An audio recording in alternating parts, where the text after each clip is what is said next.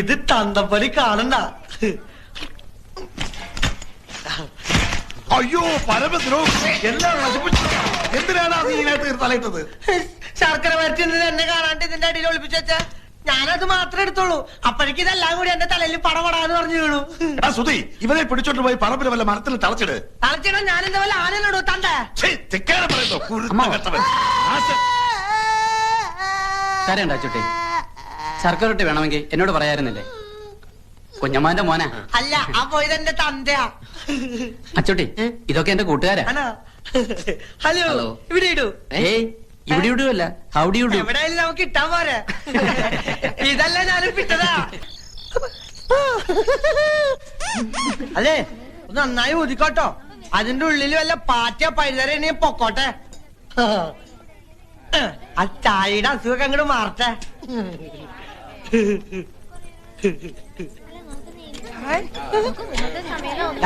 ഒന്ന് മര്യാദക്ക് ഇട്.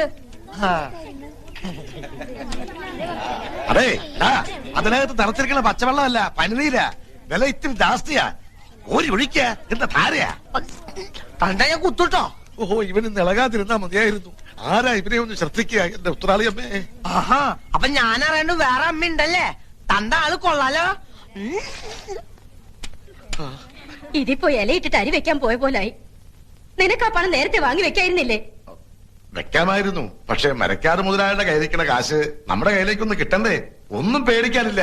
പണവുമായിട്ട് പരമേശ്വരൻ ഇപ്പൊ എങ്ങനെ എത്തും? മരക്കാട് മുതലാളിയുടെ വാക്കാ. കുഞ്ഞമ്മാൻ ഇത്രയ്ക്ക് ഉത്തരവാദിത്വം ഇല്ലാണ്ട് പോയല്ലോ.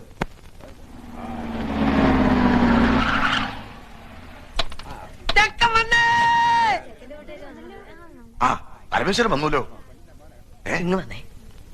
മരക്കാര് മുതലാളി നമ്മളെ ചതിച്ചു. കാശ് റെഡി ആയിട്ടില്ല. അയാള് വിചാരിച്ചെന്ന് തരാൻ പറ്റില്ലാത്രേ. അടുത്ത ആഴ്ച തരാന്നാ പറയുന്നത്.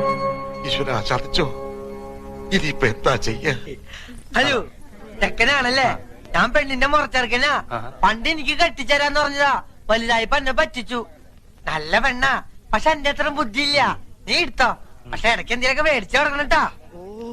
ഈ മണ്ടർ ഒന്ന് കുളവാക്കുമെന്നാ തോന്നേ. ആ സുധീത് എവിടെ പോയി കിടക്കാ? നീ ഒന്ന് പോയി വിളിച്ചേ. നേരത്തെ ഇങ്ങനെ തുലാവെള്ളത്തിന്റെ വെപ്രാളം കാണിക്കാണ്ട് മാലുവിന്റെ അടുത്ത് പോയിരിക്കുക. സുധി, ചെറുക്കനും പറഞ്ഞ് നിന്നെ കത്ത് മുറ്റത്ത് നിൽക്കുക. ആ, നീ അങ്ങോട്ടേക്ക് ചെല്ലേ.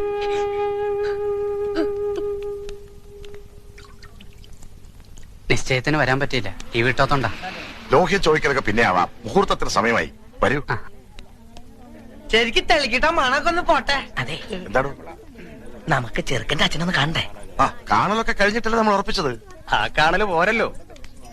ഇതിനു മുമ്പ് നമുക്ക് ആ ചടങ്ങ് നടത്താം. ഏത് ചടങ്ങ്?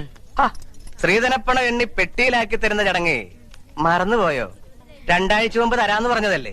അപ്പ പറഞ്ഞു പെണ്ണ് കിട്ടുന്നതിന് മുമ്പ് പന്തലി തരാന്ന്. എടുക്കുക, കാശ് എടുക്കുക. എണ്ണി തീരുമ്പോഴേക്കും മുഹൂർത്തം. അത് എണ്ണാനൊക്കെ നിന്നാ നേരെ ഏറെയാവും. കെട്ട് നടക്കട്ടെ. ആദ്യം പറഞ്ഞ സ്ത്രീധനപ്പണം വെക്കുക. അതുവരെ കെട്ടവിടെ നിൽക്കട്ടെ. താലി കെട്ടാൻ വരട്ടെ.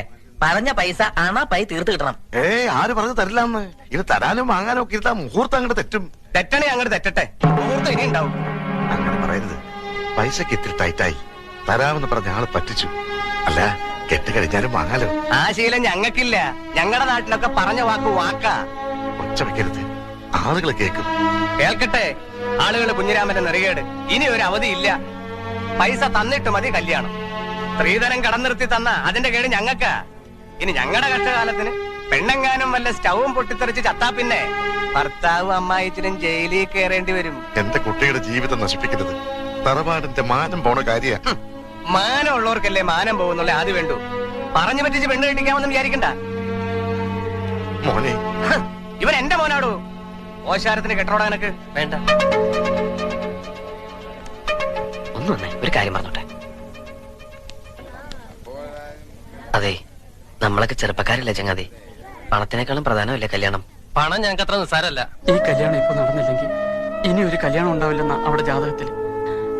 പൈസയുടെ കണക്ക് പറഞ്ഞ് ഈ കല്യാണം മുടക്കരുത്. കല്യാണം കഴിഞ്ഞ് ഒരുമിച്ച് ജീവിക്കേണ്ടത് അച്ഛനും അമ്മയല്ല, നിങ്ങളാ. എനിക്ക് എന്റെ അച്ഛനെ അമ്മയെ ധിക്കരിക്കാൻ പറ്റില്ല. ധിക്കരിക്കണ്ട, അവരെ കാര്യം പറഞ്ഞ് മനസ്സിലാക്കാലോ. താനിപ്പോ സ്റ്റാൻഡായിട്ട് നിന്നുണ്ടെങ്കിൽ അവരെന്ത് വിട്ടുവീഴ്ചയ്ക്കും തയ്യാറാവും. എന്നോടൊന്നും പറയണ്ട. എന്തായാലും അച്ഛന്റെ തീരുമാനം വലുത്.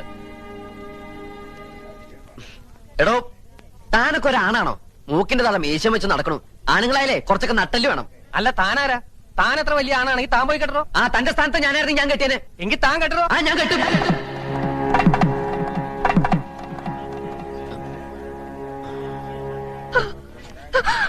എന്റെ മോൾക്ക് മാനക്കേടുണ്ടാക്കരുത്. വസ്തു വെച്ചിട്ടെങ്കിലും 2 ദിവസത്തിനകം ഞാൻ അവിടെ കാശെത്തിച്ചോളാം. ഞാൻ നിങ്ങളുടെ കാല് പിടിക്കാം. കണ്ണീര് കാണിച്ച് മോളെ ചെലവാക്കാൻ നോക്കാം.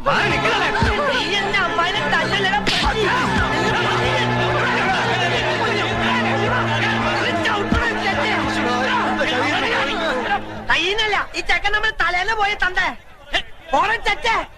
നിനക്ക് തരാനുള്ള പെണ്ണില്ലടാ. ഓനെ കൊണ്ട് വല്ല കാഴ്ചയുള്ള പട്ടിനെ തൊടലിട്ട് കെട്ടണ പട്ടി.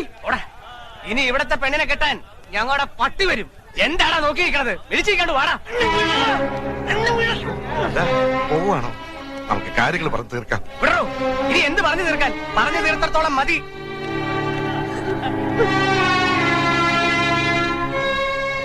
എല്ലാം നശിപ്പിച്ചല്ലോടാ നീ. മാലൂരിന്റെ കല്യാണം മുടക്കിയില് പോയി മാപ്പ് പറഞ്ഞവരെ വിളിച്ചോണ്ട് വാടാ. എന്റെ പട്ടി പോവാ കോട്ടനെ വിളിക്കാൻ. കണ്ടാര് പള്ളികൾക്ക് കെട്ടിച്ചോടക്കോടെ പെണ്ണില്ല. അവൾക്ക് ഇതിൽ നല്ല ചെക്കനെ കിട്ടൂടാ. എന്നാ പോയി വിളിച്ചോണ്ട് വാടാ രാജകുമാരനെ. കൊണ്ടുവരൂ, ഞാൻ കൊണ്ടുവരൂ.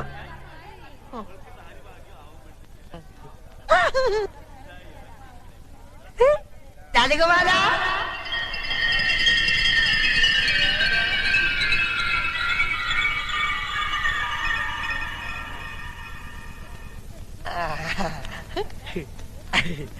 കുട്ടാട്ട കേട്ടും മാലൂല. കുട്ടാട്ടനാ മാലൂന്റെ രാജകുമാരൻ. വേണ്ട വേണ്ട, നമുക്ക് കെട്ടാം. എന്തായി കാണിക്കണേ? ഞാൻ എങ്ങനെയാ? കുട്ടേനല്ലേ പറഞ്ഞ മാലിന്റെ കെട്ടാന്ന്? കുട്ടാട്ട അങ്ങനെ പറഞ്ഞോണ്ടല്ലേ ഞാൻ ആ ചെക്കന്റെ തന്തട മോന്തക്കിട്ട് 2 പൊട്ടിച്ചേ. എന്നിട്ട് കുട്ടാട്ട വാക്ക് പറ. വാ, കുട്ടാട്ടൻ വന്നില്ലേ ഞങ്ങളുടെ അമ്മായി ചത്തു കൂട്ടോ. വാ കുട്ടേട്ട വരാൻ.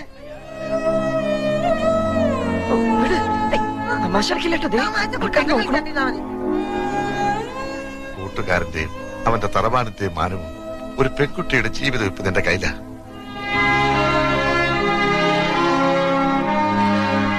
വിധി അതാന്ന് വെച്ചാ അങ്ങനെ തന്നെ നടക്കട്ടെ.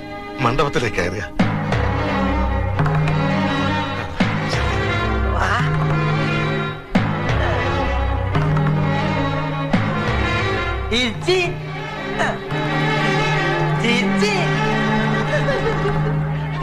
ചക്കര തരുന്ന ചക്കര തരും. ഒന്ന് ഇറങ്ങി നിക്കടാ അങ്ങോട്ട്. കല്യാണം എന്നുണ്ടാവും ചേട്ടാ. കേച്ച് ഞാൻ ഒന്നിങ്ങി വന്നേ. എന്താ നിങ്ങൾ എന്തായി കാട്ടണേ? മിണ്ടി പോകരുത്. കാരണവന്മാർ ചെയ്തു വെച്ച സുഹൃതം അതാ മന്ദബുദ്ധിക്ക് ഇപ്പൊ ഇങ്ങനെ ബുദ്ധി നോക്കിയത്. ആ ഓമനക്കുട്ടന് ബോധോദയം വരണതിന് മുമ്പ് കാര്യങ്ങൾ നടക്കട്ടെ. ആ മുഹൂർത്തായി പെണ്ണിനെ ഇറക്കുക. മേളം തുടങ്ങിക്കോട്ടെ.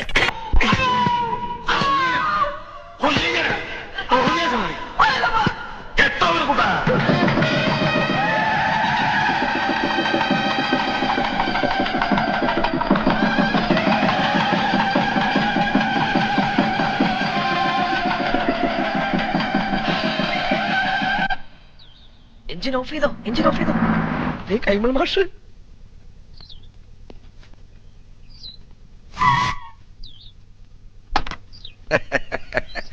നമസ്കാരം. കൈമൾ മാഷല്ലേ? മാഷെ ഞാൻ അറിയും. കൈമൾ മാഷ് തന്നെ. പക്ഷെ മാഷ ഞാൻ അറിയില്ലോ. അറിയാൻ വഴിയില്ല. അത്രയ്ക്ക് അറിയപ്പെടുന്ന ആളൊന്നുമല്ല ഞാൻ. പക്ഷെ ഇനി അറിയും. അറിഞ്ഞാ പിന്നെ മറക്കുകയില്ല. ഈ ചുറ്റുവട്ടത്ത് ഇങ്ങനൊരു കല്യാണം നടന്ന അറിവില്ല. വഴിതെറ്റി വന്നാ? വഴിയൊന്നും തെറ്റിയിട്ടില്ല. നേർവഴിക്ക് തന്നെയാ വന്നത്. പുളിക്കത്തറവാട്ടിലാ കല്യാണം നടന്നത്. ആഹാ, എത്തിയോ വാനരന്മാര്? എന്റെ ജാമ്യത്തിലാ നമ്പീശൻ ഓമനക്കുട്ടനെ കല്യാണം കൂടാൻ വിട്ടത്. എവിടെ അവൻ? കാറിന്റെ മുൻസീറ്റിലുണ്ട്. ഞാനിവിടെ ഉണ്ട്. നീ എന്താടാ ഇവിടെ ഇരിക്കണേ? മാഷെ, ഒരു പ്രത്യേക സാഹചര്യത്തിൽ എനിക്ക് ഈ പെൺകുട്ടിയെ കല്യാണം കഴിക്കേണ്ടി വന്നു. എന്റെ ഗുരുവായൂരപ്പ ചതിച്ചുവോ? ചതിച്ചത് ഗുരുവായൂരപ്പനല്ല, മറ്റേ ചെറുക്കന്റെ വീട്ടുകാരാ. അപ്പോഴാ ദൈവദൂതനെ പോലെ ഓമനക്കുട്ടനെത്തിയത്. ദൈവദൂതനല്ലോ, ഇവനെന്റെ യമദൂതനാണ്. എന്റെ കാഞ്ഞിരക്കാട്ട് ഭഗവതി, ഞാനിനി എവിടെ പോയി വിളിക്കാം? മാഷേ, എന്റെ കൈവിടരുത്. ഇപ്പൊ എന്റെ കൈ വിടുക. ഇനി നീയായി നിന്റെ പാടായി പൊയ്ക്കോളൂ. അയ്യോ, അങ്ങനെ പറയരുത്. എനിക്ക് മാഷ് മാത്രമേ ഉള്ളൂ. ഞാൻ നിന്റെ അച്ഛനോട് എന്ത് സമാധാനം പറയും? പൊയ്ക്കോളൂ. ജീവൻ വേണമെങ്കിൽ ഈ പെൺകുട്ടിയെ വിളിച്ചോണ്ട് വന്ന കാലത്തന്നെ തിരിച്ചു പൊയ്ക്കോളൂ. എനിക്ക് ഇങ്ങനെയൊക്കെ പറ്റിപ്പോയി ഞാൻ കാല് പിടിക്കാം. എന്നിട്ട് കാല് പിടിച്ച് വലിച്ചു കയറുക ഭീമനെ പോലെ. ഞാൻ നിന്റെ ഗുരുവല്ലേ, ഗുരുദക്ഷിണ ചോദിക്കുകയാണെന്ന് കൂട്ടിക്കോളൂ. നീ ദേവിയത് തിരിച്ചു പോവോ? അതെങ്ങനെ പോകാനാ? അച്ഛനും അമ്മയും എവിടെ വെച്ചാ വിളിക്ക്. അരിയും പൂവെറിഞ്ഞ് മുഹൂർത്തം കഴിയുന്നതിന് മുമ്പ് പെണ്ണിനെ അകത്തേക്ക് കേട്ടാ പറയേ. ഒന്ന് ഇറങ്ങി പോണോ? അരിയും പൂവും കൊണ്ടല്ല നമ്പീശൻ തന്നെ എറിയാൻ പോണത്. അയ്യോ അച്ഛൻ, അയ്യോ ഇനിയുള്ള എന്റെ ജീവിതം മാഷിന്റെ മിടുക്ക് പോലെ ഇരിക്കും. ഇതാണോ അച്ഛൻ? അല്ല, നീ എവിടെ പോവാ? മൂത്രമൊഴിച്ചിട്ട് വരാം. വേഗം വാ, എനിക്ക് പോണം. ഇനിയിപ്പോ എന്താ ചെയ്യാ? നമസ്കാരം. നമസ്കാരം. ആരൊക്കെ വിരുന്നുകാര്? വിരുന്നുകാരല്ല, കല്യാണക്കാരാ. ഞാൻ തീരെ പ്രതീക്ഷയില്ല കേട്ടോ. എവിടെ ഉള്ളവരാ? ഞങ്ങൾ ഇനി ഈ വീട്ടുകാരാകാൻ പോവുക അല്ലേ പക്ഷേ? അതെ, ഇവിടെന്ന് വെച്ചാ? അല്ല ഇവിടെയൊക്കെ തന്നെ നമ്മുടെയൊക്കെ പരിസരത്ത് ഇങ്ങനെ. അതാ ഞാൻ തന്നോട് ചോദിച്ചേ, ഈ പരിസരത്താരാ ഇങ്ങനെ രഹസ്യമായിട്ട് കല്യാണം? അയ്യോ, രഹസ്യമായിട്ടല്ല, പരസ്യമായിട്ട് ഈ കുഞ്ഞിരാവിനെ നടത്തിയത്. നല്ല അന്തസ്സായിട്ട്. സംശയമുണ്ട്, ചെക്കനോട് ചോദിച്ചു നോക്ക്. ചെക്കൻ എവിടെ ഉള്ള? അല്ല ചെക്കൻ ഈ പരിസരത്തൊക്കെ ഉള്ളത് തന്നെ. ഈ പരിസരത്ത് വെച്ചാ? ഇങ്ങ വന്നേ. അതെ, കാലമൊക്കെ മാറിയിരിക്കണം നമ്പീശ. കലികാലം ഇപ്പൊ. അതുകൊണ്ട് കഴിഞ്ഞത് കഴിഞ്ഞു എന്ന് വിചാരിച്ച് നമ്പീശം വേണം ആശ്വസിപ്പിക്കാൻ.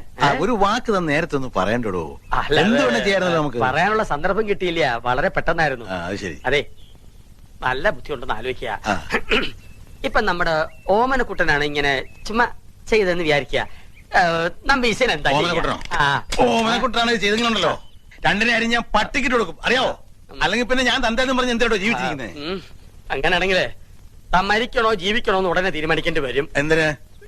ഇത് ഓമനക്കുട്ടൻ കല്യാണം കഴിച്ചുകൊണ്ടിരിക്കുന്ന പെട്ട കുട്ടന്റെ അച്ഛ, കല്യാണം മുടങ്ങി നാട്ടുകാരുടെ മുമ്പില് കൂട്ടുകാരന്റെ തറവാടിന്റെ മാനം കിടന്ന ഘട്ടത്തിലാണ് ഓമനക്കുട്ടൻ മാലുവിന്റെ കഴുത്തിൽ താലി കെട്ടിയത്. വീട് ഏതാണെന്ന് വെച്ചാൽ അവരെ അനുഗ്രഹിച്ച് അകത്തേക്ക് കയറ്റിയാട്ടെ. മിണ്ടിപ്പോത് തോന്നിയാസം കഴിഞ്ഞിട്ട് ഒരുമാതിരി അടിച്ച് കല്യാണം കൂടെ വന്ന ചെക്കന്റെ വില പെണ്ണിനെ കെട്ടിവെച്ചിട്ട് കുടുംബ മഹിമ പറയുന്നോ? ഇപ്പൊ ഈ നിമിഷമാണ് ഇവിടുന്ന് തന്റെ പെണ്ണനെ കൊണ്ട് എന്ന് പറഞ്ഞാൽ എങ്ങനെ? അവൻ പുറ കൊടുത്ത പെണ്ണായത്. അവൻ കെട്ടിയ താലിയായി കഴുത്തെ കിടക്കുന്നത്. ആരോട് ചോദിച്ചോടോ കെട്ടിച്ചത്? അവൻ അനാഥ ചെക്കനാന്ന് വിചാരിച്ചോ? അവനെ കുറിച്ച് എനിക്ക് എന്തറിയാം? +2 പഠിക്കുന്ന ചെക്കനെ സംഭവിക്കാനുള്ളതൊക്കെ സംഭവിച്ചിട്ട് നമുക്ക് എന്ത് ചെയ്യാൻ പറ്റും? ആ പെൺകുട്ടിയെ അകത്ത് വിളിച്ചു കൊണ്ടുപോവാ. താനും മേടിക്കാടി. താൻ ഒറ്റ ഒരുത്തം കാണാൻ ഇതൊക്കെ ഉണ്ടായത്. ഇതിനെന്താ ചെയ്യാൻ പോകുന്നതെന്ന് കാണിച്ചുതരാം. തന്നെ തന്നെ തറവാട്ടുകാരെ മുഴുവൻ ഞാൻ കോടതി കയറ്റും. പിന്നെ എന്റെ മോൻ കെട്ടി താലി അത് ഞാൻ കോടതി വെച്ച് അഴിപ്പിച്ചിരിക്കും.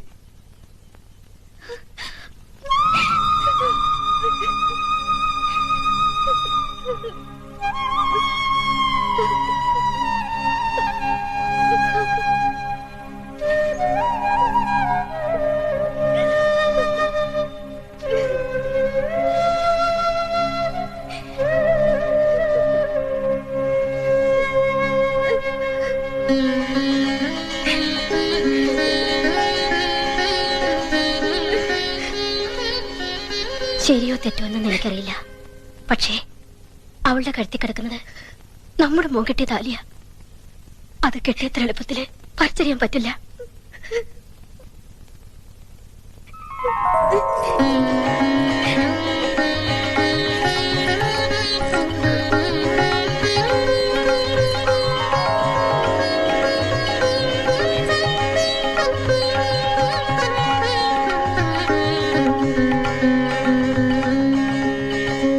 എങ്ങോട്ടാ? ഞാൻ അകത്തേക്ക്. താൻ പോണ്ട. ഇനി ഈ ബന്ധത്തിന്റെ പേരും പറഞ്ഞ് താനോ തന്റെ തറവാട്ടിൽ ആരെങ്കിലും ഈ പടി ചവിട്ടി അരിഞ്ഞു കളഞ്ഞൻ.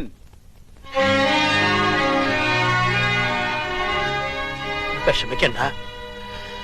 എനിക്ക് സന്തോഷായി മാഷെ. കുറച്ച് മനപ്രയാസം ഉണ്ടായെങ്കിലും അവക്ക് ഭാഗ്യം ഉണ്ടായല്ലോ. മതി. എനിക്ക് എന്നാണാവോ ഇങ്ങനൊരു ഭാഗ്യം ഉണ്ടാവുക?